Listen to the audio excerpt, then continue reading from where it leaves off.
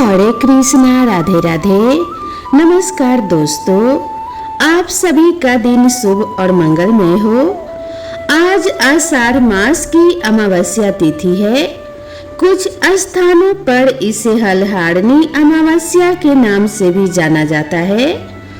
आषाढ़ अमावस्या Hindu calendar में एक गहन आध्यात्मिक दिन है। आषाढ़ अमावस्या पितरों को समर्पित है। माना जाता है कि इस तिथि पर किए गए श्राद्ध कर्म से पितरों को मुक्ति मिलती है और जीवन में सुख शांति और समृद्धि बनी रहती है।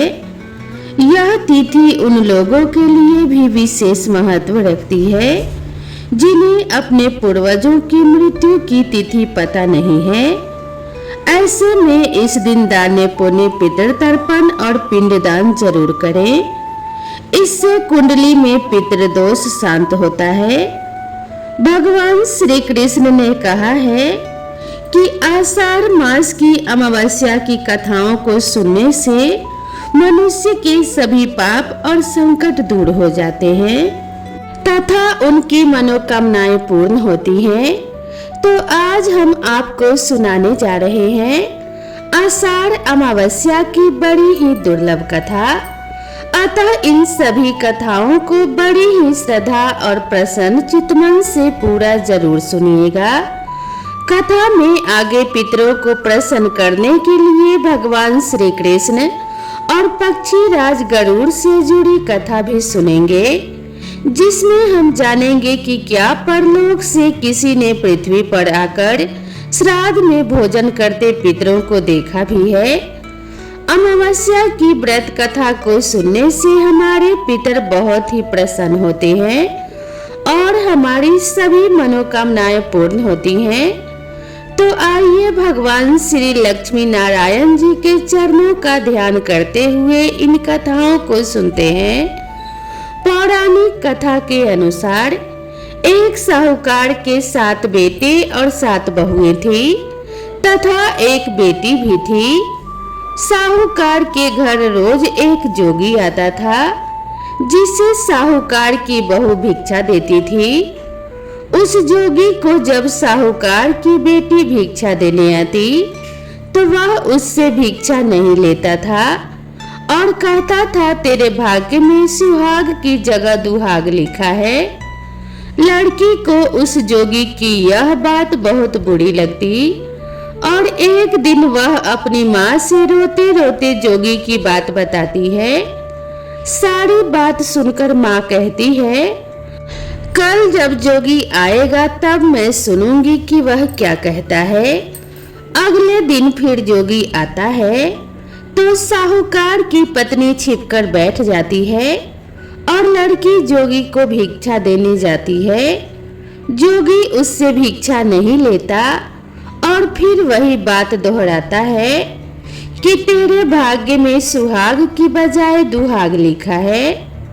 लड़की की माँ बाहर निकलकर आती है और जोगी से कहती है कि एक तो हम तुम्हें भिक्षा देते हैं और तू हमें गाली देता है। जोगी कहता है कि मैं गाली नहीं दे रहा हूँ, जो बात सच है वही बता रहा हूँ। इसके भाग्य में जो लिखा है वही सच मैं आपको बता रहा हूँ। सारी बातें सुनने पर लड़की की माँ कहती है, जब तुझे सारी बात पता है तो इससे बचने का उपाय भी तो पता होगा, वह बता। जोगी कहता है कि 7 समंदर पार एक धोबिन रहती है जिसका नाम सोना है। वह अमावस्या का व्रत करती है। अगर वह आकर इसे अपने व्रत का फल दे दे तब इसका दुहाग टल सकता है, अन्यथा विवाह के समय सर्प के काटने से इसके पति की मृत्यु हो जाएगी। सारी बात सुनकर माँ रोने लगी और सोना धोबिन की तलाश में निकल गई। चलते चलते रास्ते में तेज धूप पड़ रही थी, जिससे बचने के लिए वह एक पीपल के पेड़ के नीचे बैठ गई। उसी पीपल के पेड़ पर एक गरुड़ के बच्चे अपने घोंसले में रहते थे। एक सांप आया और गरुड़ के बच्चों को खाने के लिए लपका। लेकिन साहूकारनी ने उस सांप को मारकर गरुड़ के बच्चों की रक्षा की। कुछ देर बाद गरुड़नी आई और सब जगह खून देखकर साहूकारनी को चोंच मारने लगी। साहूकारनी बोली, एक तो मैंने तेरे बच्चे को सांप से बचाया है और तू मुझे ही मार रही है। सारी बातें जानने पर गरुड़नी बोली, तूने मेरे बच्चों की रक्षा की है, इसीलिए मांग जो चाहती है। साहूकारनी गरुड़नी से कहती है, मुझे 7 समंदर पार सोना धोबिन के यहाँ छोड़ दो। तब गरुड़नी ने वैसा ही किया। साहूकारनी वहां पहुंच तो गई, लेकिन सोचने लगी कि इसे कैसे मनाऊं। सोना धोबिन की भी 7 बहुएं थी, लेकिन घर के काम को करने के लिए सदा आपस में ही लड़ती झगड़ती थी। रात को जब सब सो जाते तो साहूकारनी सोना धोबन के घर जाती। चुपके से सारा काम करके उजाला होने से पहले ही चली जाती। सारी बहुएं आपस में यही सोचती कि कौन सी बहू है जो सारा काम कर देती है, लेकिन एक दूसरे से पूछने की हिम्मत किसी की भी नहीं होती। एक दिन सोना धोबिन ने भी सोचा, आजकल बहुएं लड़ती भी नहीं है और काम भी सारा हो जाता है। सोना धोबिन ने सारी बहुओं को बुलाया और पूछा, आजकल तुम लड़ भी नहीं रही हो और घर का सारा काम भी हो जाता है। सोना धोबिन ने अपने बहुओं से पूछा, घर का सारा काम कौन करता है? बहुएं सास से झूठ कहती है, सासू माँ लड़ाई करने से क्या फायदा, इसीलिए हम मिलकर सारा काम कर लेते हैं। सोना धोबिन को अपने बहू की बात पर विश्वास नहीं होता और वह रात में जागकर स्वयं सच देखना चाहती है कि कौन घर का सारा काम करता है। रात होने पर सोना धोबिन छिपकर बैठ जाती है कि देखो कौन सी बहू काम करती है।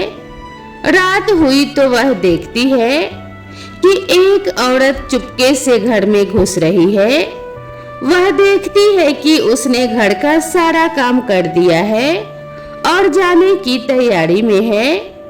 जैसे ही साहूकारनी जाने लगती है तो सोना धोबिन उसे रोकती है और पूछती है कि तुम कौन हो और क्या चाहती हो। साहूकारनी कहती है कि पहले तुम मुझे वचन दो तब बताऊंगी। सोना धोबिन वचन देती है। तब साहूकारनी कहती है, मेरी बेटी के भाग्य में दुहाग लिखा है, लेकिन तुम अमावस्या का व्रत करती हो तो मेरे साथ चलकर उसे सुहाग दे दो। सोना धोबिन वचन से बंधी थी तो वह साहूकारनी के साथ चलने को तैयार हो जाती है। जाते हुए सोना धोबिन अपने बेटों व बहुओं से कहती है, मैं इस औरत के साथ इसकी बेटी को सुहाग देने जा रही हूँ, लेकिन अगर मेरे पीछे से तुम्हारे पिताजी मर जाए तो उन्हें घी और तेल के कूप में डालकर रख देना। सोना धोबिन साहूकारनी के घर पहुँच जाती है। साहूकारनी अपनी बेटी का विवाह करती है तो फेरों के समय सोना धोबिन कच्चा कड़वा दूध तथा तार लेकर बैठ जाती है। कुछ समय बाद सांप आया और दूल्हे को डसने लगा तो सोना धोबिन ने कड़वा आगे कर तार से सांप को बांध दिया और सांप मर गया। अब सोना धोबिन ने लड़की को सुहाग दिया और कहा, अब तक मैंने जितनी अमावस्या की है वह साहूकार की इस लड़की को मिलेगा। अब आगे जो अमावस्या मैं करूंगी उसका फल मेरे पति और मेरे बेटों को मिलेगा। सभी लोग अमावस्या माता की जय जयकार करने लगे। सोना धोबिन अपने घर वापस जाने को तैयार हुई तो साहूकार ने कहा, तुमने मेरे जमाई को जीवन दान दिया है, इसीलिए तुम जो चाहो मांग लो। सोना धोबिन बोली, मुझे कुछ नहीं चाहिए और वह चली गई। रास्ते में चलते हुए फिर से अमावस्या आ गई। उसने पीपल के पेड़ के नीचे बैठकर कहानी कही, व्रत रखा और पीपल के पेड़ की 108 परिक्रमा की। पीपल के पेड़ की पूजा करने के बाद वह घर जाती है तो देखती है कि उसका पति मरा पड़ा है। अब रास्ते में जो अमावस्या उसने की थी उसका फल उसने अपने पति को दे दिया, जिसके प्रभाव से उसका पति जीवित हो गया। सोना धोबिन से सब कहने लगे कि तूने ऐसा क्या किया जो तेरा पति जिंदा हो गया। तब वह कहती है, मैंने तो ऐसा कुछ नहीं किया है, बस रास्ते में अमावस्या तिथि आ गई थी जिसका मैंने व्रत किया, कहानी कही और पीपल के पेड़ की 108 बार परिक्रमा की। अब सारी नगरी में ढिंढोरा पिटवा दिया गया कि हर कोई अमावस्या का व्रत करेगा, पूजा करेगा, कहानी कहेगा और पीपल के पेड़ की 108 बार परिक्रमा करेगा। हे अमावस्या माता, जैसा आपने साहूकार की बेटी को सुहाग दिया वैसे ही सबको देना। एक बार प्रेम से बोलिए अमावस्या माता की जय।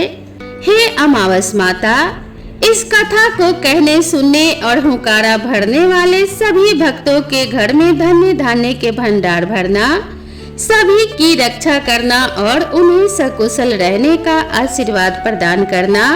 भगवान श्री हरि विष्णु, माता लक्ष्मी और अमावस माता का आशीर्वाद आप सभी भक्तों पर सदा सर्वदा बनी रहे। इसी मंगल कामना के साथ आप सभी से विदा लेते हैं। मिलते हैं इसी तरह की नेक्स्ट वीडियो में नई कथा और नई कहानी के साथ। तब तक के लिए राधे राधे।